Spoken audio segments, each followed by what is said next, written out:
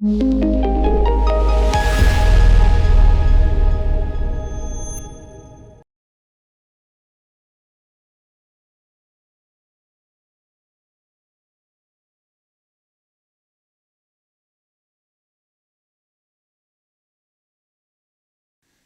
todos bem-vindos a mais uma edição do Anfac Talks, o podcast da Anfac. E hoje nós reconduzimos um dos nossos melhores convidados de todos os episódios anteriores, que é o Carlos Benites, do BMP Money Plus, o grande parceiro financeiro hoje do fomento comercial.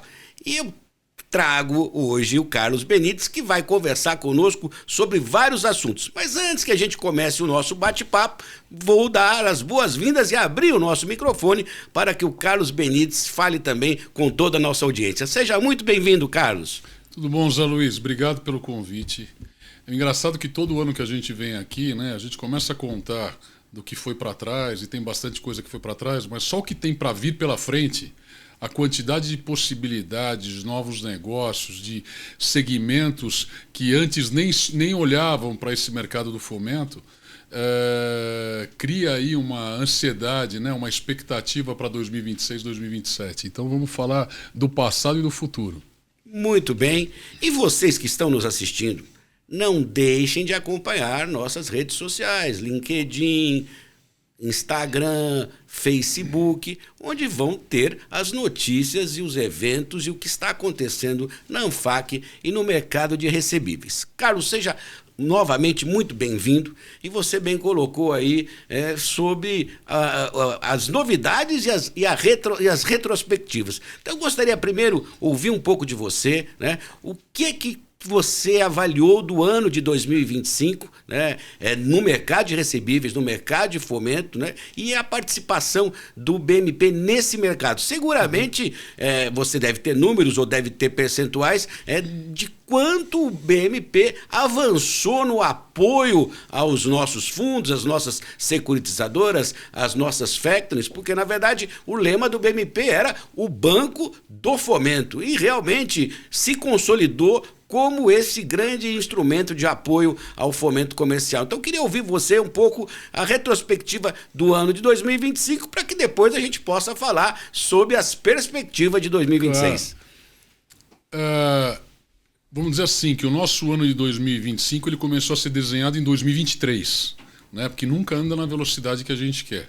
Então, a gente começou ali a pensar num formato onde a gente pudesse trazer o trabalho da área comercial, das factories, securitizadoras, FDICs, o trabalho deles, o trabalho do RP, do sistema de gestão que fazia todo o trabalho, que continua fazendo trabalhos que a gente pudesse melhorar e ajudá-los a processar melhor as operações, porque em 2022 a gente tinha construído uma camada, uma plataforma só de emissão, e que funcionaria muito bem para um back-office, só que a gente esqueceu o seguinte: para existir operação ela tem que ser vendida.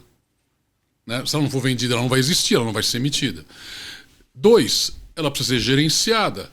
E quando você tem sistemas que estão voltados a desconto de recebíveis, que é o ambiente do fomento, o ambiente da securitização, quando você vinha com uma operação de crédito, existia uma certa dificuldade de gestão disso. Então, o que a gente quis fazer foi organizar essa estrutura toda, pelo menos para entregar a informação mais mastigada, mais fácil. Então, a gente começou lá no final de 2023 a construir essa plataforma que envolvia tanto o banco, a plataforma bancária, porque eu brincava que a nossa... Brincava não, porque não é bom você brincar com o seu próprio negócio, né? Mas a gente tinha a plataforma White Label e eu falava que era um Tesla. Aí perguntavam para mim se era um Tesla porque era inovador. Não, eu falava que era um Tesla porque parecia que faltava peça. Né? Você entrava lá, parecia que faltava peça. Você fazia TED, fazia Pix, fazia boleto, mas parecia que faltava peça. Então a gente precisou colocar um monte de peça informacional dentro da plataforma nova para poder chegar no final. E aí a gente foi construindo, a gente teve uma demora maior do que a gente imaginava, porque realmente a gente foi numa profundidade de desenvolvimento e ajudada por diversos FDICs, diversas securitizadoras que participaram das dicas, das visualizações, das validações das etapas. Tá? Cada vez que a gente ia construindo uma etapa, a gente ia discutindo e validando.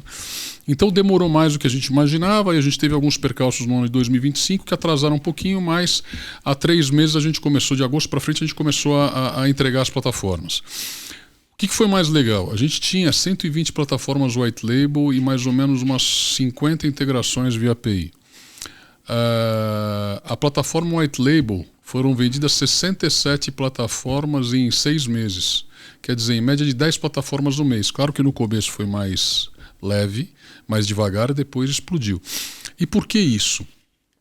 Porque foi verificado, tá, e está se entendendo, que todo o pessoal que trabalha no mercado financeiro, não importa qual segmento, precisa de diversificação. Você tem um produto só, por exemplo, o varejista. O varejista, ele pode ter um CDC, um Buy Now Pay Later hoje, né? Ele pode ter um crédito pessoal só e mais nada? Ele pode ter, porque ele tem a margem do produto. Agora, quem vive do spread bancário, ele obrigatoriamente precisa se diversificar. Ele precisa trabalhar PJ, ele precisa trabalhar com garantia, sem garantia, longo prazo, curto prazo, médio prazo, e em alguns casos até pessoa física, se for o caso. Ele vai precisar entrar. E por que isso? Porque é comportamento de mercado. Se você não tem diversificação, você não se protege. Não é uma questão só de você não ter cliente, então você precisa aumentar o número de produtos. Não é só isso. É você poder se proteger num momento em que você tem um problema sistêmico, que você tem um problema de falta de renda em alguma camada da sociedade, que você tem um problema de renda na sua região. Então você tem que se proteger em relação a isso, e uma das formas de fazer isso é a diversificação de produtos e a precificação adequada. Né? Tem vezes, não, porque o meu concorrente fez 2 e a minha taxa é 2,25, aí vem o comercial e fala, não vamos fechar porque o outro é 2, o outro é 2,25. Eu falo para todo mundo que a briga por taxa nunca é saudável para ninguém. Sempre vai ter alguém com custo mais barato, só que se você não vende é porque você não está vendendo para quem é teu cliente. Você sempre vai ter um grupo lá, um percentual, que vai brigar com você por taxa. E você vai ter sempre um grupo percentual que vai ter confiança em você e vai pagar um pouquinho mais porque ele quer ter negócio com você. Você precisa só saber quais são esses grupos. Né? Então, uma das coisas que a gente vem trazer é facilitar essa oferta de produtos bancários para que as estruturas que distribuem, né, as nossas FECs, securitizadoras, FDICs, possam trabalhar adequadamente e focar no comercial. Quer dizer, você quer financiar um carro, está aqui a operação. Você quer financiar uma máquina, está aqui a operação. Você quer fazer um capital de giro, clean, está aqui a operação. Você quer fazer com garantia, está aqui. Você quer fazer consignado privado para os funcionários da fábrica que você já descontou duplicata, está aqui a operação. Quer dizer, você coloca essa estrutura e você consegue criar a distribuição que muitos dos grandes bancos se afastaram pelo encerramento de agências, pela consolidação de mercado. E não é errado, porque, na verdade, os grandes bancos, os bancos tradicionais, estão cada vez com rentabilidades mais altas, com percentuais todo ano, cresce 5, 7%, estão sempre trazendo resultado, e essa é a busca. A busca deles é por eficiência, e a eficiência passa por diversos pontos. Passa por redução de pessoal, passa por redução de agências, passa por redução até de produtos, que talvez não sejam produtos adequados a algum segmento, produtos adequados ao negócio que o banco quer entrar. Então, isso traz oportunidade, porque é muito mais fácil um cara que está lá em Sinop vender para a região inteira dele do que quem está aqui em São Paulo vender para um cara daquela região, porque não conhece o dia a dia da operação. Então, esse mercado que a gente opera, ele, por incrível que pareça, ele está voltando aos anos 80. Ele está voltando a ter, mesmo que seja um atendimento digital, mas ele está voltando a ter a visibilidade da região, ao invés da visibilidade do segmento. Né? E você pode usar inteligência artificial, você pode usar dados coletados ao mercado, você pode não visitar o cliente que é vizinho ao seu prédio e você falar por Teams com ele, não tem problema, mas você conhece aonde você está se metendo. E o seu cliente está próximo a você, ele vai preferir falar com você do que falar com alguém que está a 2.000, 3.000 quilômetros de distância. Carlos, o BMP foi pioneiro em trazer essas novas ferramentas aí para o nosso setor, né? O setor de fomento comercial, que a gente chama aí as securitizadoras, as empresas de factoring, os FDICs, as empresas simples de crédito, né? E uma curiosidade que eu tenho e que provavelmente muita gente que está nos assistindo nesse episódio tem, como vocês tiveram esse insight, essa visão de se aproximar do nosso segmento? Porque o nosso segmento, durante muito tempo ele foi órfão de braços financeiros. A gente se lembra, muita gente que está nos assistindo lembra, inclusive, das dificuldades que muitas empresas tinham sequer de conseguir abrir uma conta. Nós tivemos muitas vezes que fazer parcerias com instituições financeiras, né, tentando convencê-las de que o nosso mercado era um bom mercado para as instituições financeiras. E há alguns anos atrás, como você falou, em 2023, vem o BMP e se apresenta como um braço para esse segmento. Então, como é que vocês tiveram esse insight, verificaram que esse mercado seria um mercado promissor para as ferramentas que vocês estavam trazendo? Na verdade, vem desde 2013. Opa! Eu lembro que existia a emissão de certificado de recebíveis imobiliários, agrícolas. Então você tem o CRI, tem o CRA, você tem emissão de debênture. E aí um dia, numa conversa, falaram, por que não tem emissão de CCB? Não, eu falei, mantém emissão de CCB, os bancos já fazem isso, eu fazia isso normalmente. E aí me foi demandado uma estrutura de emissão para uma operação, para uma incorporadora, né, que teria um contrato de limite de crédito e teria desembolsos de acordo com a medição da obra. Né? Então ele teria desembolsos para a construção da obra que ele ia fazer. E tinha que fazer algo que hoje pode ser feito com nota comercial, por exemplo, tinha que ser algo que fosse, porque era uma limitada, então ele não podia ter uma debênture. Um CRI, um CRA não tinha tamanho para emitir uma estrutura dessa, ter rating, esse tipo de coisa. Então a gente colocou uma célula de crédito bancário e criou esse produto. Nem era algo que eu estava olhando na época. Eu já tinha um FDIC, então a gente já conhecia o mecanismo todo de operação, mas estava voltado a financiamento de automóveis e financiamento de oficinas mecânicas, né, o CDC, era um outro modelo de negócio. Só que aquilo me deu um insight, porque as minhas operações na época, se não me engano, meu fundo estava com 60 milhões, 80 milhões de PL lá em 2013, e eu precisava alavancar aquilo, eu precisava fazer aquilo crescer. E demorava. Né? Para eu chegar a 200, 300, 400 milhões, eu ia levar alguns bons anos para aquilo. E eu precisava ter receita. E uma das coisas que meu objeto social permitia é que eu podia vender análise de crédito, eu podia vender serviços da instituição financeira. E aí eu comecei a fazer essas operações. Falei, poxa, eu vou emitir aqui 2 milhões de reais, vou ganhar 5 mil reais. Vou emitir aqui mais 5 milhões de reais, vou levar não sei o quê. Vou emitir 500 mil reais, vou levar mais 3 mil reais. E começou a virar um serviço isso pago automaticamente, quer dizer, era uma emissão que para um fundo, para uma securitizadora era excelente porque ele alongava a dívida do cliente, ele se permitia ficar dentro da operação por mais tempo, ao invés daquele revolving de dinheiro todos os 30, 45 dias.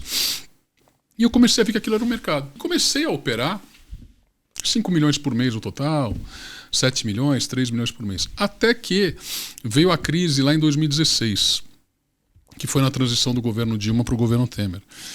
E aí a renda apropriada de pessoas físicas, principalmente CLT, caiu demais.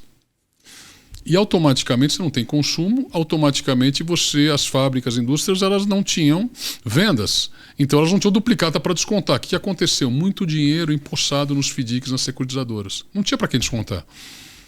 Falei, cara, mas você está descontando para uma operação de duplicata, é o mesmo cara que paga o salário dos funcionários. Eu fui lá e montei uma plataforma de consignado privado. Na época não era esse novo consignado privado. E a gente colocou 42 plataformas no ar, em 42 operações de securitização, em, 60, 90 dias. E aí a gente viu que aquele mercado era importante, porque quando começou a colocar essa plataforma, começaram a vir outras operações que antes não existiam. Então a gente foi fomentando e criando um mercado que acabou, olha, se eu posso fazer isso aqui, eu posso financiar uma máquina, então via financiamento de máquina. Ah, mas eu posso também pegar um imóvel em garantia. Ah, mas eu posso também pegar a agenda de cartões. Então começou a aumentar a demanda desse ambiente de securitização por aprendizado de negócio. Por exemplo, eu nunca olhei para esse lado, por que eu não posso olhar agora? E aí a gente começou a abrir esse leque. Foi aí que esse negócio começou. Dentro disso, a gente já estava operando em fintechs, então a gente via as leituras de oferta desses produtos que eram feitos por alguns bancos e eles levavam 1 semana, 10 dias para entregar uma operação. E na época não tinha tanta automação assim, né? Falei, mas por que leva tanto tempo para fazer uma análise? Você vai fazer uma análise de crédito, um compliance, você vai levar 1h30. Se você for fazer manual, Isso, 1h30. Por que você leva 10 dias? E aí a gente colocou para emitir em 24 horas. E o banco, para o cliente dele, ele fazia em 24 horas, os caras começaram, da securitização, a fazer em 24 horas. Então a gente igualou o comportamento deles. E aí começaram a gostar do negócio. Então, daí que cresceu a BMP. Chegou em 2020, a gente resolveu entrar num ambiente de contas. E a gente entrou nesse ambiente exatamente porque toda hora que eu ia fechar com algum banco era caro pra caramba e acabava comendo boa margem do meu negócio. Então, se eu tivesse uma estrutura interna, ia facilitar a minha vida. Só que aí tiveram outras empresas que falaram, pô, você tem agora o SPB, então eu quero consumir também. E aí que foi a bola de neve, né? Já que a gente servia bem um serviço de consignado privado, depois a gente servia bem um serviço de capital de giro, por que a gente não serviria bem um ambiente de contas digitais? Então foi isso que foi levando uma coisa a outra. Foi a confiança do ambiente de securitização que passou a ter em nós, né? Entender das limitações e dificuldades, né? que o ambiente de securitização tem. Então a gente tinha que trabalhar com essas dificuldades, estar disponível para atendê-los em determinados momentos e eles entenderem também, porque a gente não conhecia o dia a dia deles. Então a gente precisava de aprendizado. Então foi meio que uma troca mútua. E gerou uma simpatia, gerou um aprendizado, gerou uma... Vamos dizer assim, que todo mundo parou para pensar o que mais poderia fazer porque a gente empurrou esses produtos para dentro da casa deles. E realmente é muito interessante essa chegada de vocês ao nosso mercado e a forma com que vocês diversificaram a atuação. Eu posso até dar um depoimento. Recentemente estava conversando com um empresário de Marabá, né? E aí ele disse, não, agora eu vou entrar na área de financiamento. Eu disse, mas você vai financiar? Você montou uma financeira? Não. Eu tenho lá o BMP como meu parceiro, né? Eles vão montar para mim o banco digital, eu vou estar na frente, mas por trás eu vou estar usando todo a capacidade, toda a estrutura do BMP, levando, por exemplo, por uma região como Marabá, que era carente desse tipo de oportunidade de negócio, né? E eu até me lembro também, uma vez nós estivemos num evento, também era um summit lá no Rio Grande do Sul, e você disse, se você o ano que vem estiver fazendo a mesma coisa que você faz hoje, você vai você vai estar fora do mercado, né? Então, eu queria que você fizesse um pouco a abordagem sobre assim, a capilaridade do nosso mercado e como vocês conseguiram trazer instrumentos para regiões que realmente eram totalmente desassistidas do mínimo de opções de ferramentas financeiras, como, por exemplo, esse caso aí de Marabá. Claro. É engraçado, porque de vez em quando tem uns amigos meus pessoais de vida, né? De vez em quando eles mandam a foto de um boleto nosso, que eles estão pagando o boleto da TV a cabo em alguma cidade do interior de um sítio que eles têm, que é alguém que usa a nossa estrutura para poder receber o valor de pagamento, né?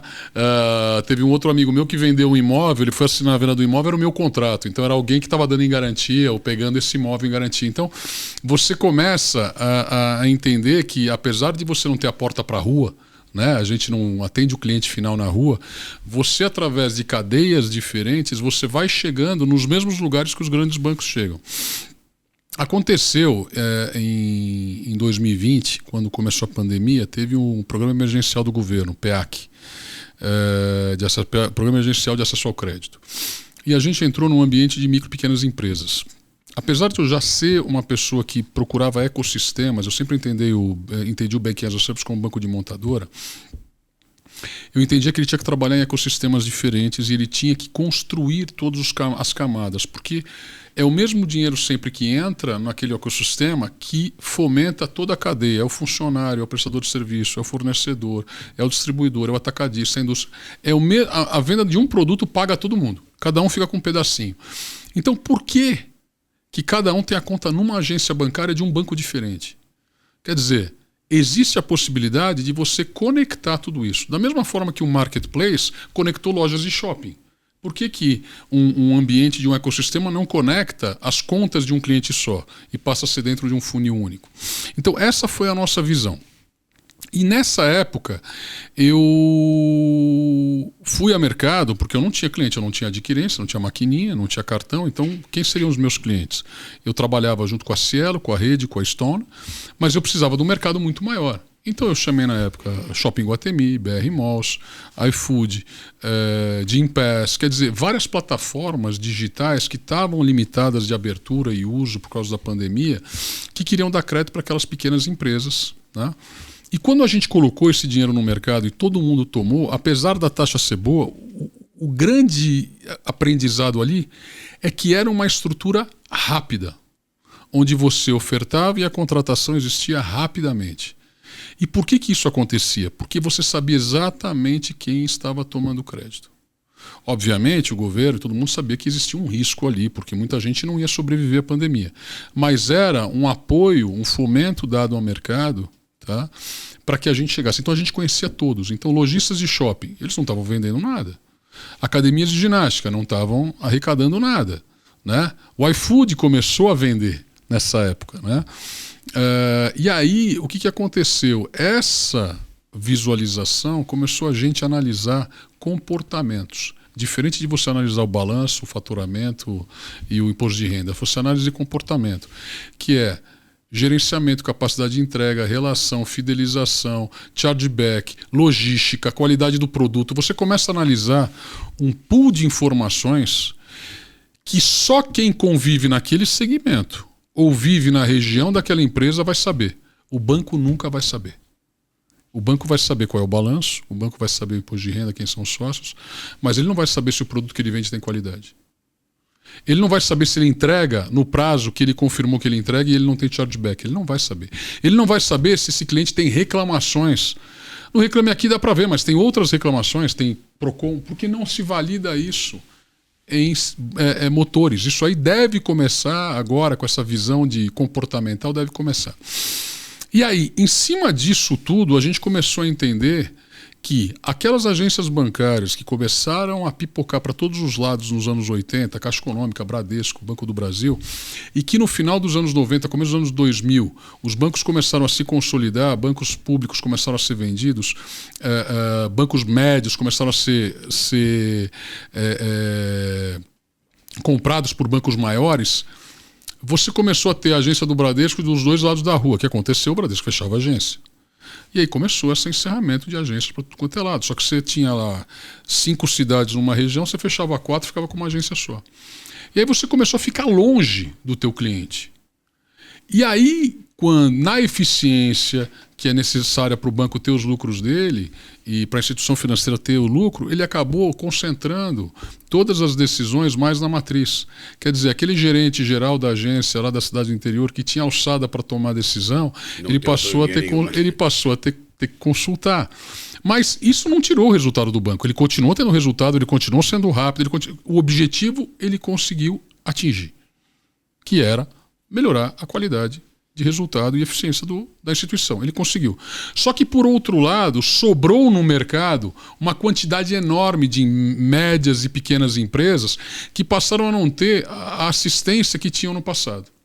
E talvez por tanto tempo, 20 anos que já se passaram, nem lembrem mais disso. Só que aí entra um detalhe. Aquele cara que só descontava um chequinho, que só descontava uma duplicata, passou a poder oferecer um capital de giro. Passou a poder oferecer um financiamento de carro.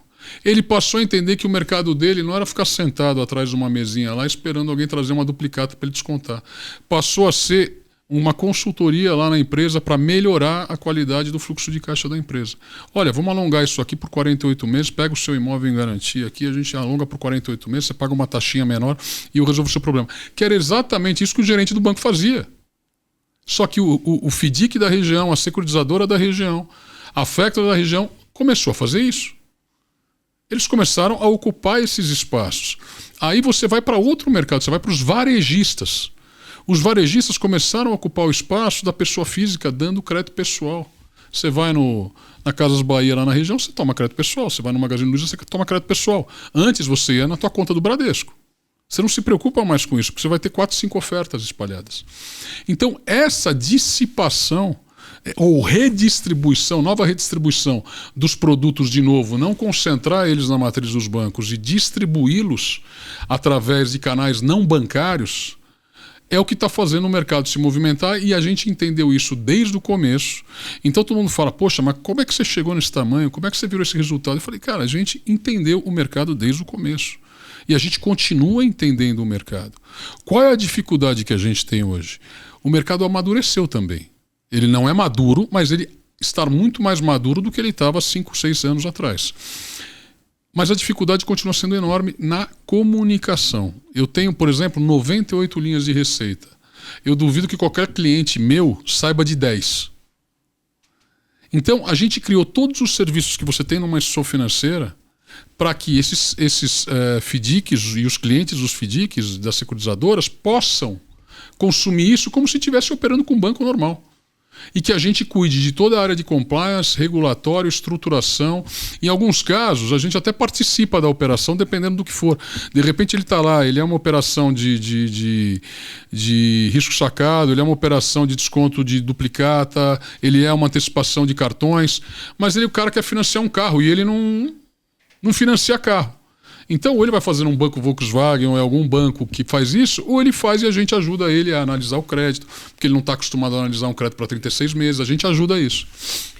O mercado, o seu mercado, agora falando um pouco especificamente do seu mercado, né? A gente aqui no nosso Anfactalks, a gente fala muito do mercado de recebíveis, mas a gente vê e gostaria de te ouvir como um especialista, como um pioneiro, o mercado que o BMP ocupa e que outras instituições estavam ocupando, parece que está num momento de reacomodação, né? O Banco Central está subindo a linha de capitais mínimos, né? Atacando um pouco a proliferação das chamadas fintechs aí, que acabaram se envolvendo em alguns escândalos. Então a gente sente que o mercado das instituições de pagamento, SCDs e tal, estão num novo momento. Eu queria que você abordasse um pouco como você enxerga esse novo momento. E eu acredito que agora também o BMP está subindo um degrau, né? Porque possivelmente ali vai sair da posição de SCD, seguramente vai estar um degrau acima. Queria ouvir você desse momento de reacomodação das chamadas fintechs, SCDs, e o que a gente espera do BMP agora nesse novo mercado. Perfeito, Zé. Vamos lá. O Banco Central está totalmente certo no movimento que ele está fazendo. E ele está sendo prudente. Tá?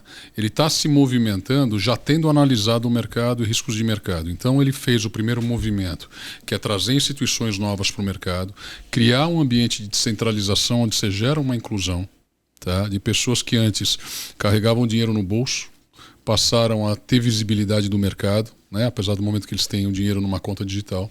Então, o Banco Central fez esse movimento. A partir do momento que ele entendeu que o mercado precisava de uma reorganização, porque ele perdeu um pouco vamos dizer assim, o controle, porque imagina gerenciar e gerir, supervisionar 1.700 instituições. Cara, é casa de maluco, é difícil, não é fácil isso.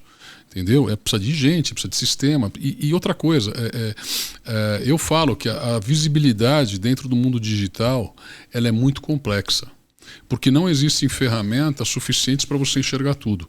Então você precisa, eu aprendi com um banco grande, com o Itaú, uma conversa. Eu falei, olha, tem ferramenta pra caramba e eu não consigo fazer tudo com todas as ferramentas aqui. Eu preciso de muito mais e mesmo assim não existem. Ele falou, a gente tem uma camada de modelagem estatística em cima das ferramentas. Quer dizer, a gente tem gente em cima de sistema, né, para poder atingir o máximo possível da última curva. Então, esse movimento que foi feito agora foi exatamente essa última curva. Foi entendido que o mercado precisava de robustez. Como toda instituição financeira, ela precisa ser robusta e confiável. Né? Eu falo que tecnologia, velocidade, é tudo blá blá blá, e isso é segunda linha. Se você não for confiável e robusto, você não sobrevive. Eu sei que quando eu comecei, eu tinha só 200 mil reais de capital social. E qual era a minha grande dificuldade? Era eu sabendo que 200 mil reais não era nada, eu ia para as reuniões convencer as pessoas a fazer negócio comigo, sendo que a pessoa que estava fazendo negócio comigo não se atentava muito a esses 200 mil reais de capital social. Eu que me atentava, mas era o que eu tinha. Então, eu não assumia nenhum tipo de risco fora dos padrões que o cliente pudesse visualizar. Então, mesmo que eu entendesse que tinham operações seguras, mas que ele não tivesse visualização, eu não entrava. Porque em algum momento que houvesse o questionamento, eu ia apresentar a informação para ele na hora. Ele teria a visualização de tudo. Então eu sempre prezei por isso. E aí eu fui aprendendo com conhecimento também. Eu era um cara de vendas, eu era um cara da área comercial, eu não era de retaguarda, eu não era de compliance, eu tive que aprender na marra isso. Né? E hoje eu posso falar que eu sei bastante. Tá? Então, esses movimentos e também a consulta pública de Banking as a Service, de BaaS, né, que tá para sair aí nos próximos dias, disseram que era hoje, semana que vem, mas tá próximo aí, deve trazer algum impacto também ao mercado. Porque tem que se entender o seguinte, não é porque você é uma fintech, que você é uma inovação, que você é Banking as a Service ou Credit as a Service, que você deixou de ter a regulação de instituição financeira e as responsabilidades da instituição financeira. Você continua tendo as mesmas responsabilidades. E o compliance, principalmente, né, que a gente sente que houve fragilidade nessas observâncias de compliance. Então, se você opera crédito, você vai ter a mesma regra de crédito que qualquer instituição financeira que opera crédito. Não tem por que você ser diferente porque você é menor, porque você tem menos capital. Se você tem menos capital, não entra no jogo, entendeu? Não entra no jogo. Então, se você precisa que algo seja barato, você vai sacrificar a governança da tua estrutura. Eu sei, porque no começo, para mim, foi muito difícil entender. Eu comecei em 2009, foi muito difícil entender. Só que minha operação era muito pequenininha, então eu conseguia enxergar tudo. Então estava fácil. Qualquer problema estava em cima da mesa. Só que quando você começa a abrir para o digital... E não era digital. Então era tudo na mão, no papel ainda. Tinha até fax ainda. Tá? Quando você vai para o digital, automaticamente, se você não tem o controle, você perde totalmente a visibilidade. Você não sabe o que acontece atrás da sua máquina. Você não tem ideia. Você busca os melhores parceiros, o melhor compliance, a melhor estrutura, a melhor governança. Entretanto, tem um percentual de intranquilidade no negócio. Sempre vai ter essa intranquilidade. Né? A gente até está apurando uma API hoje de monitoramento da plataforma de terceiros. Quer dizer, quem conecta nossas APIs ainda vai ter uma API de monitoramento. Né? Eu só não testei a eficácia disso, porque também eu não quero me envolver a ficar monitorando a casa dos outros se não servir para nada. Tem que servir para alguma coisa. Então a gente está nos testes. Né? Então, todos os movimentos que estão sendo feitos, primeiro, eu acho que vai melhorar o objetivo que é a descentralização. Eu acho que vai melhorar. Porque as instituições vão se tornar mais responsáveis e elas vão, para se tornar mais responsáveis, elas vão ter que gastar mais. E para gastar mais, elas vão ter que diversificar mais. E aí elas vão criar mecanismos para atender melhor o mercado. Então, tudo que se movimenta é para melhor. Eu nunca vi o Banco Central fazer algo que fosse para pior. Sempre foi para melhor. E sempre com o objetivo de proteção ao mercado, que é isso que tem que ser feito. E talvez, quando você fala em proteger o mercado, a instituição financeira, eu vou perder isso aqui, eu vou perder isso aqui. Ninguém perde. Ninguém perde. Você pode perder um pedaço de receita agora, mas você está ganhando para uma tranquilidade no seu futuro. Isso, para mim, é o mais importante. Eu sempre bati na tecla que eu prefiro cortar na carne e tirar algum negócio meu e buscar o resultado futuro, porque eu vou estar mais tranquilo, com a estrutura mais tranquila para trabalhar. Não quero dor de cabeça, entendeu? Carlos, como é que você está olhando agora as perspectivas da chegada, finalmente, da chegada da duplicata escritural, né? Vários produtos foram lançados, né? Desde o Pix até a questão dos cartões, da unidade de recebíveis de cartões. Eu sei que você não gostava do nome Drex, mas acho que, segundo consta, o Banco Central está aposentando pelo menos essa ideia do Drex, mas a duplicata escritural, que muita gente não acreditava que fosse sair, agora parece que realmente vai sair, e as expectativas são da introdução de milhões de reais, chegam a casa de trilhões de reais de recebíveis que estão fora do mercado e que vão entrar nesse mercado, estão gerando apetites diversos aí. Como é que você vê para o segmento de fomento a questão da duplicata escritural? E o que a gente percebe é que, e hoje a duplicata agora, como escritural, com toda a segurança da unicidade e tal, e de todos os riscos que antigamente ela apresentava como cartular e deixará de apresentar como escritural, ela vai obviamente, se tornar, como já conhecida, já como é comentado, uma commodity no setor de recebíveis. Então, dentro desse aspecto, ainda vai ser mais importante que aquele que atua no mercado de recebíveis traga outros instrumentos, traga outras coisas a mais do que simplesmente a compra do recebível, que hoje ele vai ganhar uma competitividade muito maior. Então, você como um especialista nessa área financeira, assim, como é que você está encarando essa chegada da duplicata escritural e o que você orienta para o mercado, principalmente para o pequeno que tá um pouco assustado, a pequena securitizadora, né? A pequena estrutura está um pouco assustada porque ela vê que gigantes vão entrar no mercado que hoje ela estava de uma maneira ou outra atuando como sozinha, né? Então, como é que você vê essa mudança que vai ser introduzida com a duplicata escritural? Zé, eu não gostava do nome Drex porque em Yiddish, né, uma linguagem dos judeus askenazis, o Drex tinha um nome pejorativo. Então por isso que eu não gostava do Drex. E eu nunca gostei muito de nome que você não consegue explicar exatamente o que você é, apesar que o Pix deu certo, que o Pix faz o Pix, então deu certo. Eu nunca gostei em nomes estrangeiros, nomes em inglês, e nomes que você tem que explicar o que você faz. O nome ele tem que ser muito fácil e ele tem que identificar o produto para você ter facilidade de comercializar ele. Quando você precisa explicar um nome, imagina explicar o produto, né? Então já é bem difícil. Sobre a duplicata escritural, vamos voltar um pouco no tempo, tá? Quando eu trabalhava para dar um exemplo geral, quando eu trabalhava em banco, tá? Eu ia na agência bancária, tinha lá um armário cinza de metal, de ferro no fundo da agência, que você abria assim, ficavam os contratos, né, que você assinava com os clientes, né, um contrato de financiamento, você assinava e você colocava naquela gaveta lá. Então ficava tudo armazenado lá no fundo da agência, os contratos assinados. E aí a gente começa a evoluir e falar, olha, não existe mais, evoluiu, a inovação. Não, continua existindo a mesma coisa, o contrato continua existindo, a assinatura continua existindo, só que agora ela tem uma dinâmica automatizada. Então você consegue fazer muito mais contratos, atender muito mais gente num período de tempo muito menor. O que estão fazendo hoje, que passou a ser o PDF, passou a ser o armazenamento, agora é o blockchain. O blockchain nada mais é do que o armário e o token nada mais é do que o contrato. Então você tokeniza o contrato e você armazena ele no blockchain. E aí a gente vai para os ativos. Né? Da mesma forma que a gente já tem um ativo de agenda de cartões, os recebíveis de agenda de cartões, que já eram negociados lá atrás, mas muito mais pelas próprias adquirentes, né? Que depois com a registradora em 2021, que começou a parte de registro de recebíveis, você começou a ter acesso e comercializar muito mais aquilo do que existia. Era muito mais hoje gente em cima desses recebíveis de agenda de cartões do que existia antes. Antes a Cielo fazia para Cielo, a Stone para Stone, a rede para rede, sabe?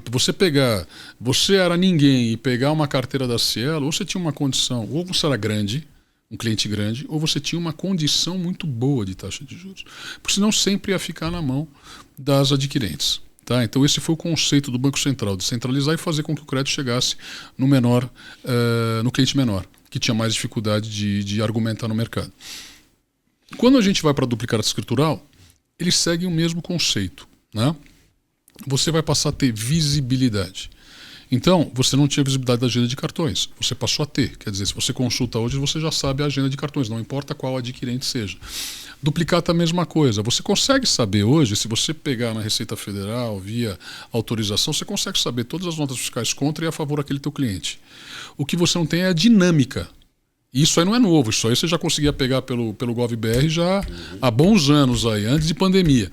O que você vai fazer é dar uma dinâmica. Então, quando você dá essa dinâmica, você faz um mercado que não estava olhando para isso, porque não é que você fez um negócio tão fantástico assim, não, porque já existia. Só que você está fazendo um mercado que não olhava para isso olhar. Então você vai ter mais cabeças pensantes procurando oportunidade de negócio.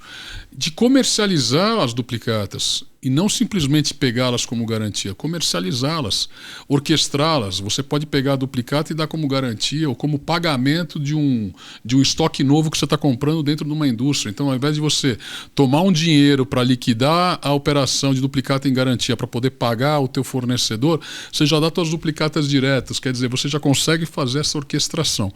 Não é tão simples, a gente vai ter que testar todos esses modelos, não é um negócio rápido. Tá?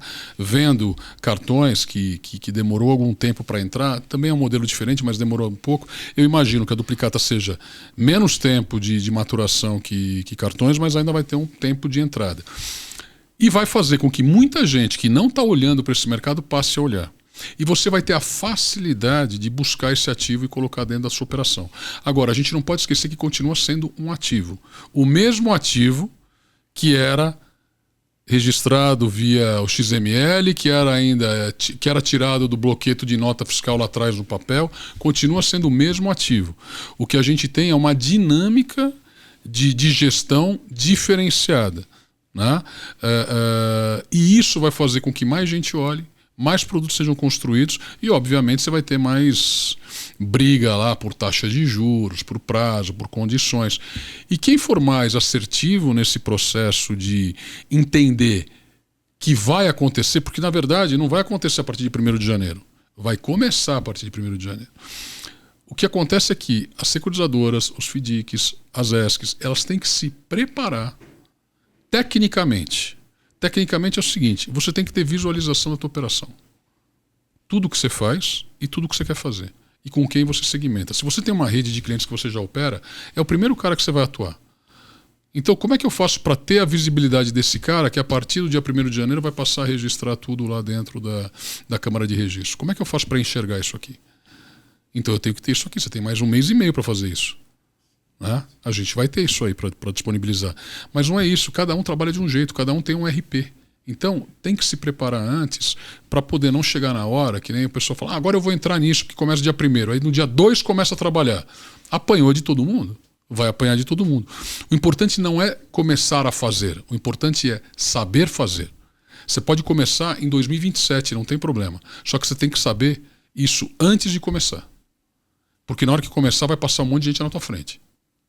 Sem dúvida. E o crédito para a pessoa física, né? Hoje a gente tem uma série de mecanismos, de motores de crédito, de ferramentas que habilitam esse tipo de crédito. Mas hoje o crédito pessoa jurídica no Brasil ainda depende muito da expertise, de você conhecer muito o mercado, né? E é isso que eu acho, né? E a gente divido com você essa expectativa, né? É que a chegada de novos players que não conheçam esse mercado, que é muito específico, né? O mercado empresarial, principalmente porque tem que estar se blindando por questões de fraude, conhecer as empresas, conhecer os negócios. Eu acho que ainda que tenhamos aí a duplicata escritural, esse mercado ainda vai ser um mercado que necessita de expertise, e essa expertise o Fomento possui, né? Acho que você tem essa sensibilidade também, Carlos? Sem dúvida, Zé.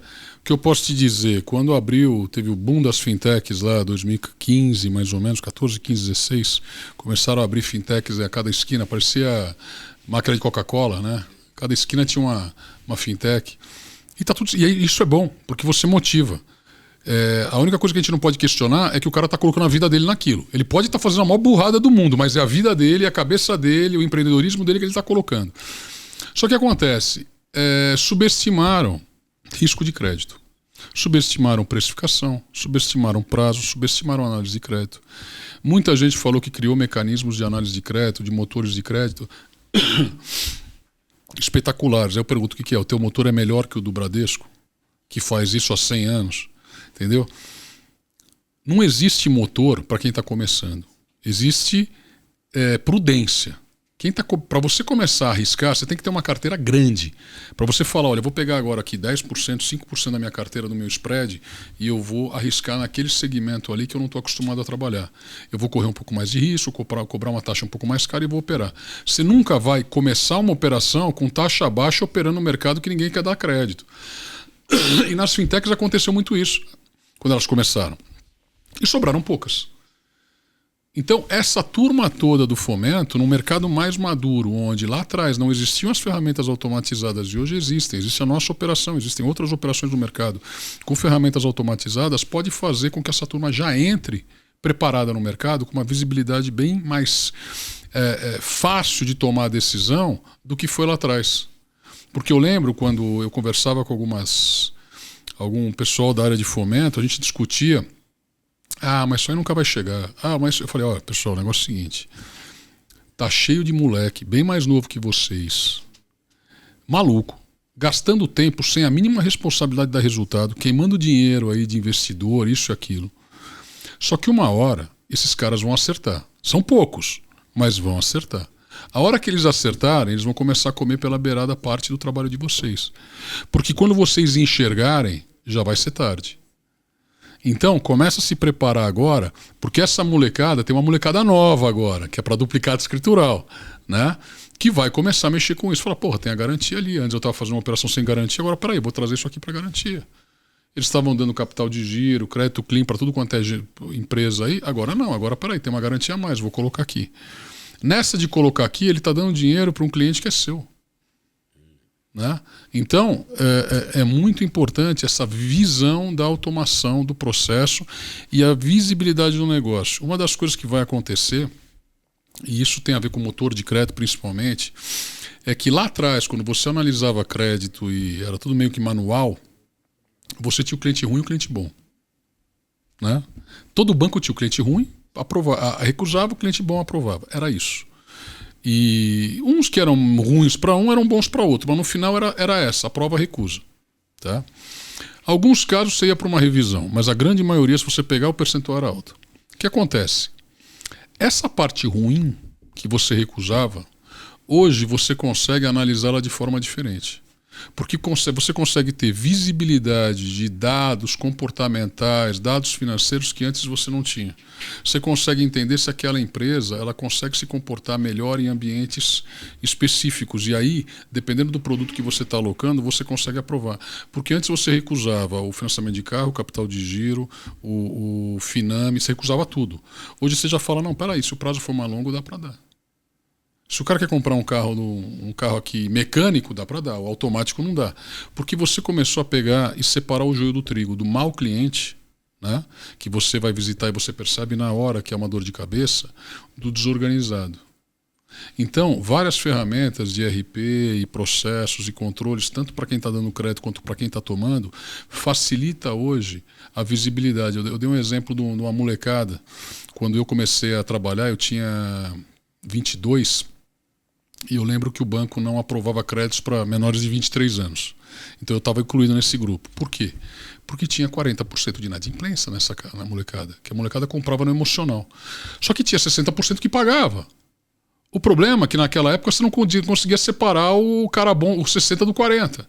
Hoje você já consegue achar algum grupo ali. Talvez você não ache o 60, mas um 20 você já acha. Então você já começa a aumentar e você já começa a aceitar esses clientes. Você vai ter um número de recusa muito maior, mas você começa a aceitar esses clientes. É a mesma coisa que acontece com as empresas menores. A micro, pequena, média empresa tem muitas formais, redondas, com RP funcionando, com o sistema de gestão perfeito, com visibilidade, balanços corretos, sem erro. E tem outras que ainda são desorganizadas. Só que hoje você consegue enxergar essa desorganizada e falar, cara, dá para dar crédito, mesmo desorganizada eles vão pagar. Antigamente você não conseguia ver isso. Então, essa visão do crédito, o pessoal do fomento vai nadar de braçada a se automatizar. E a inteligência artificial também vai ajudar muito, né? Eu sou fã disso, eu uso diariamente no meu dia a dia, tá? Claro que com um cara de 54 anos que sempre dá uma capotada ali na curva, tá? Então eu não tenho 25 mas tem a bagagem, né? O que eu sempre falo para todo mundo, tá? Eu estou usando agora a inteligência artificial, criando os agentes para área de segurança e área de monitoramento, compliance, fraude, essas coisas.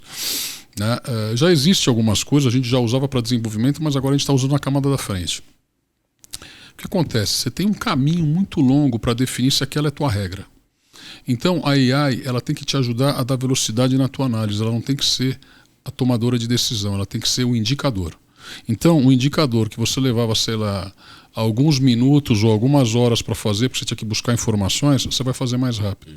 Algumas informações que antes você não tinha, por exemplo, se você quiser jogar no ChatGPT e perguntar de uma empresa como é que é o posicionamento dela no Reclame Aqui, vai sair lá. Você já consegue saber se a empresa tem reclamações ou não, você já consegue saber se a empresa vende um produto com qualidade ou não, se ela tem problema no mercado. Pô, o cara vende, sei lá, 10 mil itens por mês, ele tem 700 problemas, não é uma empresa que...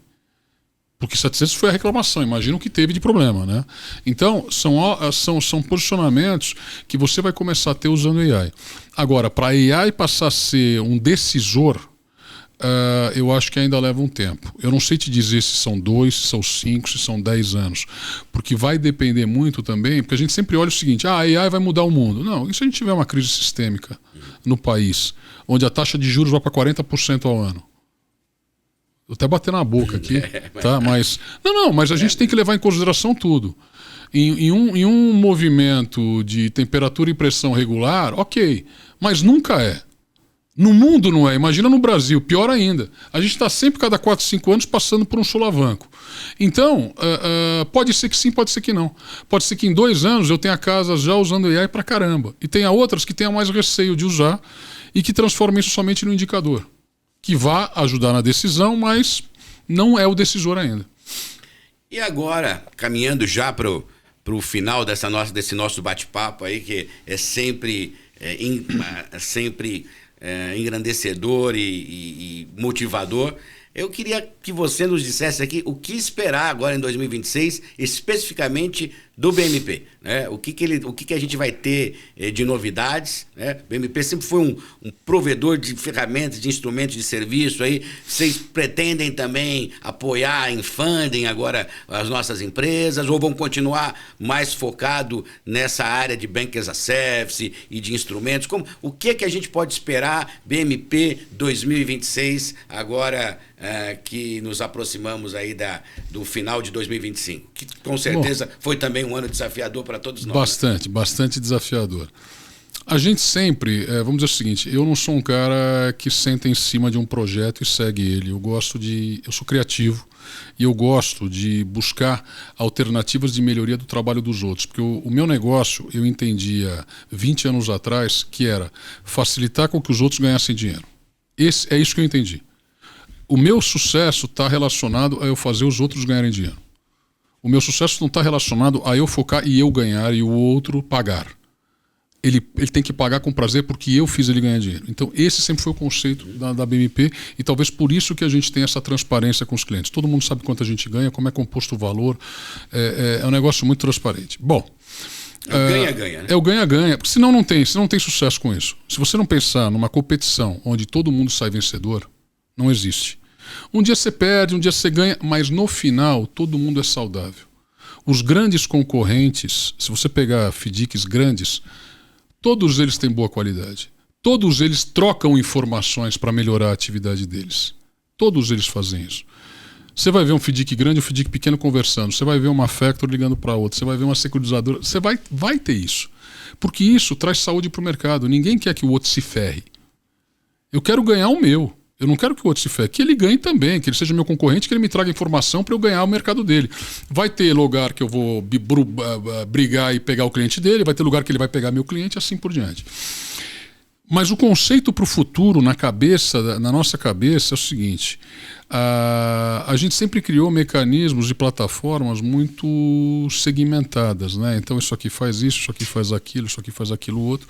Algumas meio prontas faziam 2 coisas, mas a gente entendeu que a gente precisa fomentar o ecossistema. A gente teve um primeiro layer lá lá nos 2017, 2018, que eram empresas que já eram tecnologia, com equipe de tecnologia, que você dava as APIs e eles já se viravam. Aí em seguida você veio empresas que contratavam empresas de tecnologia que também se viravam. De repente começou a vir empresas que não queriam contratar tecnologia, não entendiam de tecnologia e queriam fazer os produtos. E aí a gente começou a criar as soluções prontas, né?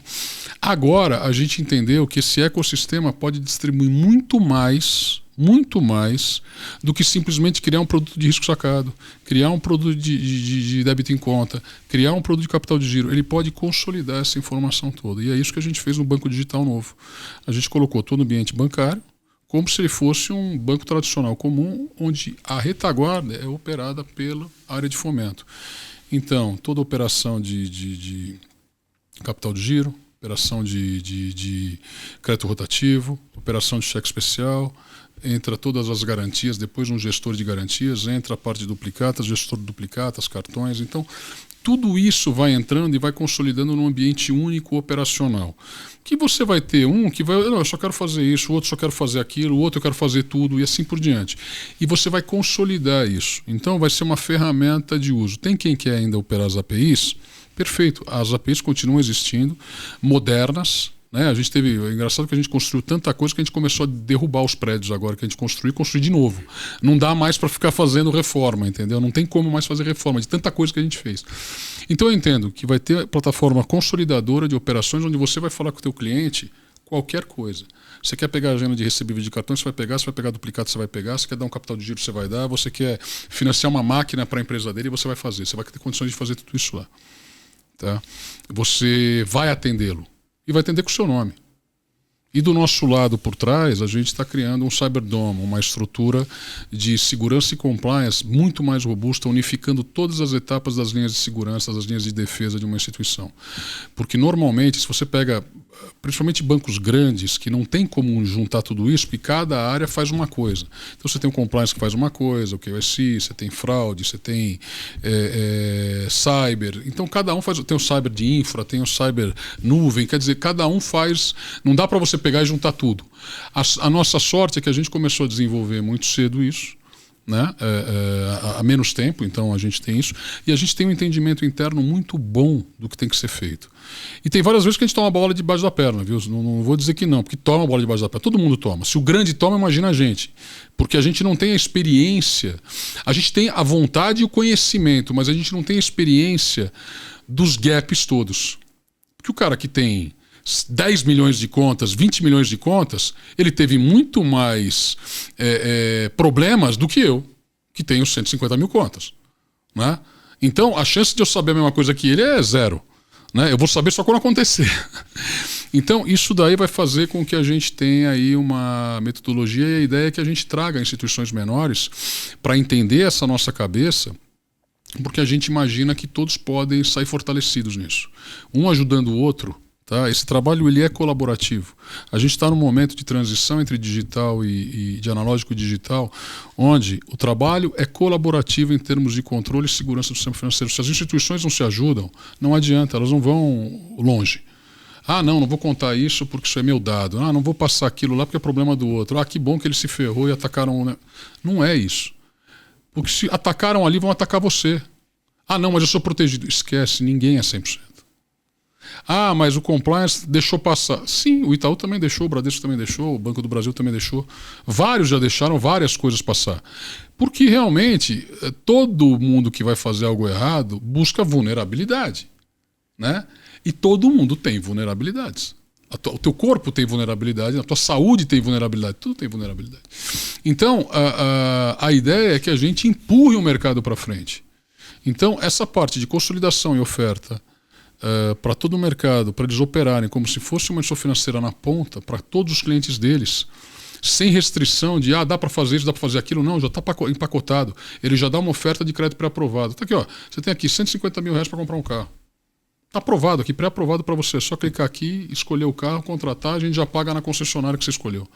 Né? Isso é um ganha-ganha absurdo, porque eu tenho velocidade no meu processo, a ponta tem velocidade porque ela não consegue ter essa conexão com os clientes dela, ela não tem essa capacidade disso, porque ela trabalha num ambiente muito mais restrito, eu trabalho muito mais aberto.